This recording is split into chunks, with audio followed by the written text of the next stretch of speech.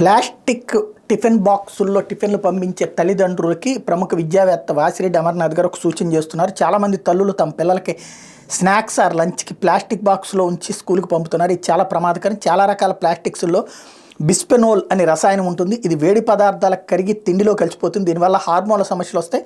చాలామంది అమ్మాయిల్లో PCOD, thyroid లాంటి సమస్యలకు ప్లాస్టిక్ లంచ్ బాక్సులు ఒక కారణం. 10 ఏళ్ల వయసుకే రజస్వాలు కావడానికి ఇది ఒక కారణం. అంతేకాకుండా పెద్దవారిలో ఇది ప్రత్యుత్పత్తి సమస్యలకు దారితీస్తుంది. ఈ రసాయనం క్యాన్సర్కి కూడా కారకం. చాలా రకాల ప్లాస్టిక్స్లో ఉండే మరో రసాయనం థాలటేస్. ఇది కూడా హార్మోనల్ ఇంబ్యాలెన్స్ని కలుగజేస్తుంది. ప్లాస్టిక్ నెమ్మదిగా డిగ్రేడ్ అయ్యి మైక్రో ప్లాస్టిక్స్ని విడుదల చేస్తాయి. అది ఆహారంలో కలిసి ఒంట్లో వాపుని, ఆక్సిడేటివ్ స్ట్రెస్ని కలుగజేస్తాయి. ఇవి కాకుండా ఇంకా రకరకాలైన రసాయనాలు ప్లాస్టిక్స్లో ఉంటాయి. ఆహార పదార్థాలను నిలువ చేయడానికి, ప్యాక్ చేయడానికి ఎప్పుడు ప్లాస్టిక్ డబ్బాలు వాడద్దు. పిల్లలకు స్టెయిన్లెస్ స్టీల్ లంచ్ బాక్సులోనే ఆహారం ప్యాక్ చేయండి అంటూ చెప్తున్నారు ఆయన.